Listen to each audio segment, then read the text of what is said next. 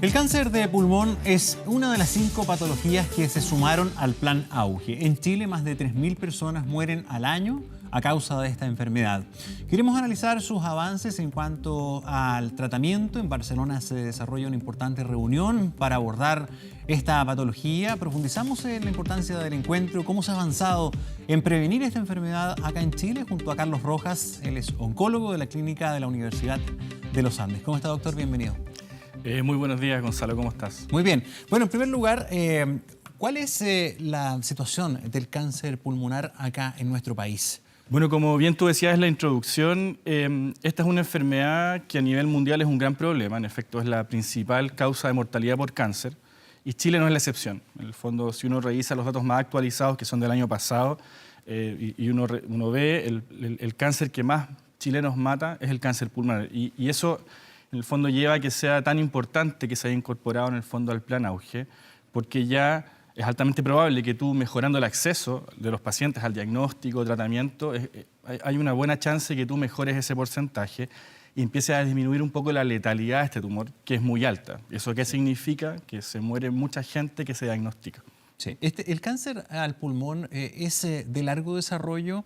¿Hay más o menos en promedio cuánto tiempo para la detección, digamos, que permita salvar a una persona, a un paciente? Mira, esa respuesta es difícil de decirle porque cáncer de pulmón es un título, ¿ya? Pero dentro de ello hay diversas enfermedades.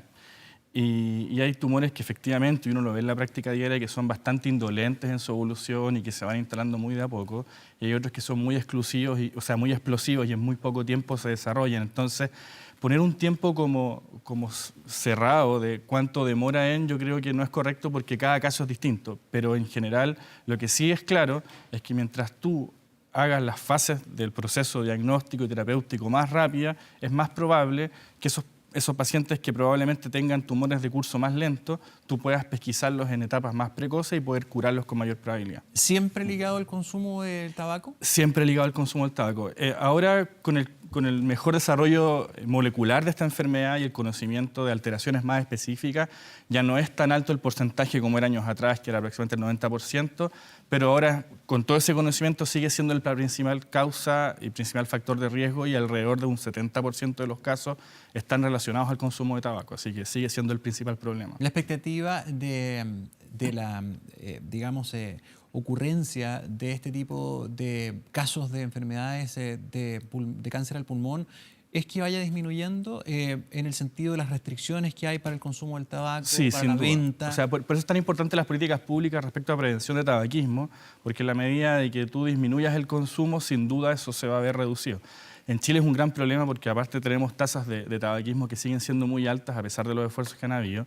Y eso, en el fondo, porque es tan importante en el fondo difundir en la comunidad de la relevancia del tabaco.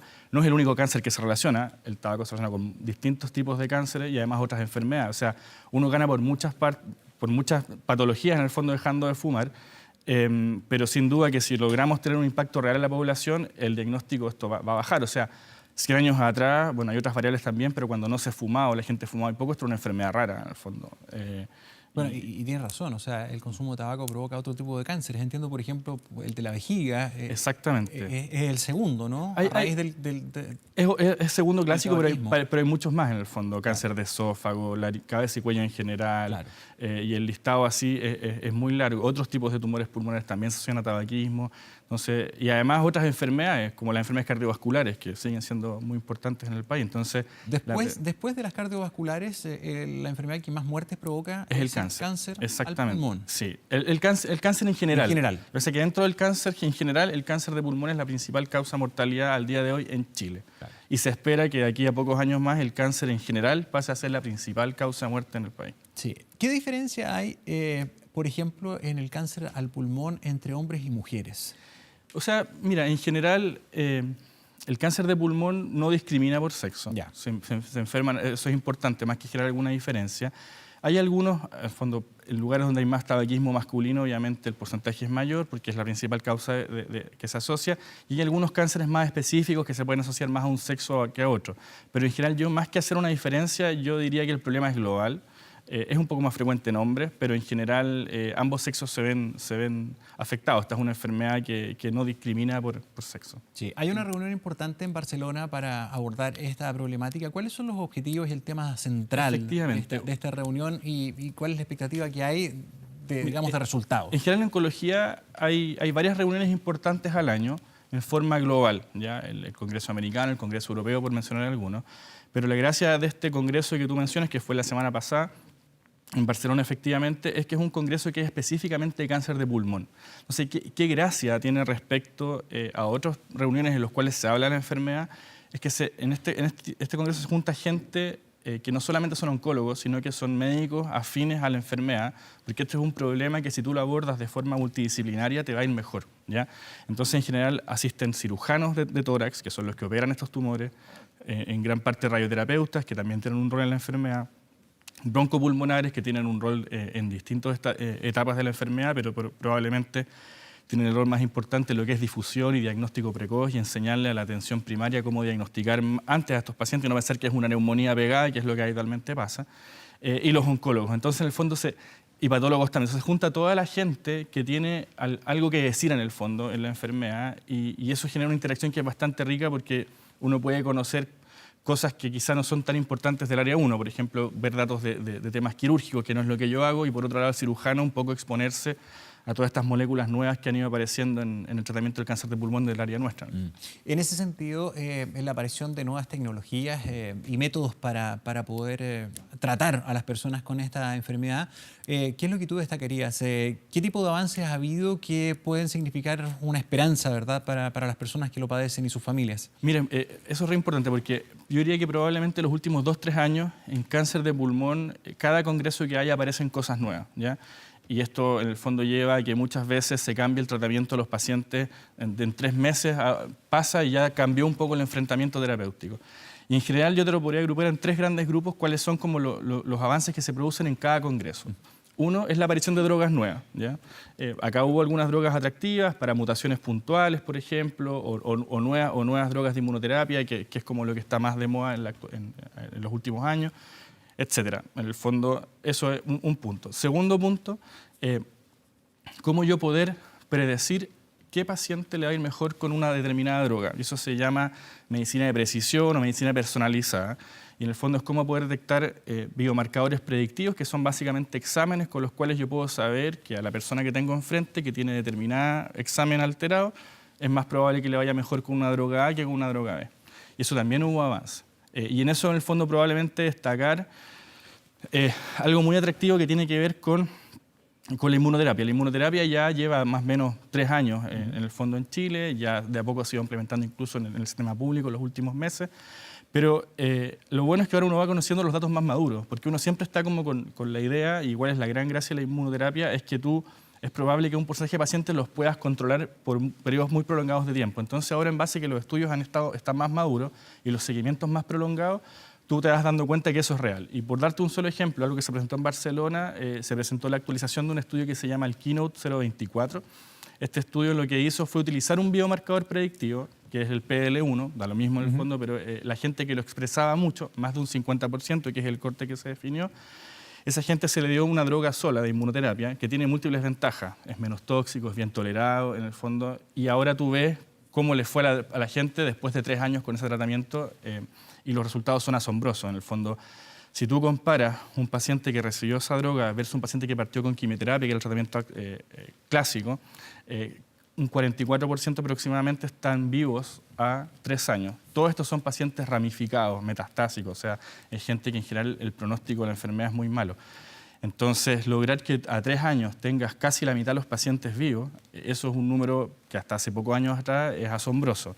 Y si uno extrapola los datos que se conoce de inmuno, es altamente probable que ese porcentaje de pacientes se mantenga en el tiempo, porque en general lo que ya se sabe con curvas de estudios más preliminares es que los pacientes que logran llegar a los 3 años, en el fondo la gran mayoría de ellos se mantiene con la enfermedad estable en el tiempo. Entonces, que tú hayas logrado con un examen pesquisar un grupo de pacientes, los cuales tú con una droga, sin darles nunca quimioterapia, logres que estén vivos a 3 años, casi la mitad, es realmente asombroso. ¿Cuál es la diferencia entre la inmunoterapia y la quimioterapia?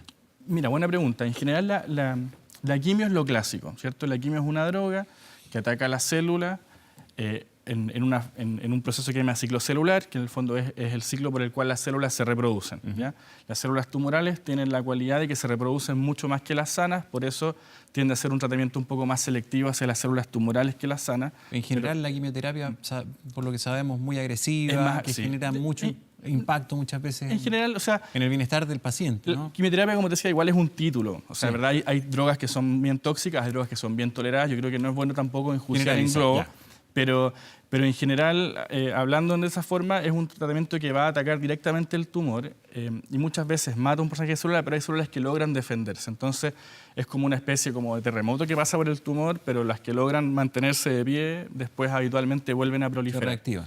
En cambio, la inmunoterapia, la gracia que tiene es que tú lo que haces no es atacar directamente el tumor, sino que esto en forma global, es estimular a que tu sistema inmune propio, con diversos bloqueos de distintas proteínas, que eso recién estamos partiendo, viene esto por los próximos años un desarrollo muy importante, pero tú logrando bloquear ciertas cosas, logras que tu sistema inmune reconozca al tumor como una célula enferma, porque el tumor logra disfrazarse de célula sana y pasa en el fondo desapercibido para el sistema inmune. Tú con esto logras que el sistema inmune reaccione y se dé cuenta que es una célula enferma y la ataque. Entonces, esa es la gracia, de que tú no estás atacando directamente el tumor, sino que estás estimulando a que tu sistema inmune lo ataque. Y las ventajas de eso es que es menos tóxico para las células sanas, por un lado, y por otro lado es que cuando tú logras montar una buena respuesta inmunológica, logras que el tumor se controle hipotéticamente por largos periodos de tiempo. Sí. Ahora, la inmunoterapia es más cara por lo reciente, ¿no? Porque es una situación que está con investigación, desarrollo, en fin, eso normalmente es más caro. Sí, en general, en cualquier línea terapéutica, en medicina, las drogas nuevas, innovadoras, en las cuales se descubrió algo, se generó una molécula y se demostró un beneficio, en el fondo es una inversión que es muy grande, estamos hablando de billones y billones de dólares, entonces obviamente cuando aparece una molécula nueva tiende a ser muy cara. Ahora, hay distintos mecanismos para poder controlar los precios. Obviamente ese es el principal problema, el acceso. ¿Cómo puedo yo, si no tengo un buen plan de salud o acceso, o incluso siendo un país como Chile, que es un país chico, cómo logro que estas farmacéuticas traigan de repente estas drogas? De repente no es tan fácil por ser un mercado tan pequeño. Pero en el fondo hay varias cosas que ayudan. Uno es que hay competencia, no hay solamente una molécula, hay varias, y en la medida que hayan varias, obviamente eso ayuda a que los precios, en el fondo, haya competencia y logren bajar. Por otra parte, en el fondo, en la medida que uno negocia como país, igual logra que los valores se reduzcan. En el fondo, hay ciertas estrategias que pueden llevar a que los pacientes puedan acceder. Y lo otro es lo de los biomarcadores. O sea, yo entiendo, es difícil llegar y darle a todo el mundo, porque son drogas muy caras y en términos de impacto a salud pública puede ser muy alto, pero si yo logro tener un examen que me discrimina, que esta persona tiene una mayor probabilidad, mayor chance de que le funcione esta droga, bueno, por muy cara que sea, probablemente tiene un impacto y un beneficio. Entonces, hay varias cosas que llevan a tratar de facilitar el acceso y que la gente que lo necesita y que realmente se beneficie, acceda. Sí. Carlos, y en ese sentido, bueno, Chile es un país que cuenta con el sistema AUGE o GES, que es un privilegio. Hay muchos países que no tienen este tipo de soporte y se ha incluido esta enfermedad dentro de la canasta de patologías. ¿Cuánto está cubierto de lo que estamos hablando dentro del seguro público? Mira, en general, sobre todo el último año, había un acceso que es bastante bueno. Y en general se están financiando drogas caras en un esfuerzo importante del Ministerio de Salud y de colegas que trabajan con ellos. Y eso en el fondo es importante destacarlo porque no estamos tan atrás y se está empezando a acceder a estos tratamientos de muy alto costo.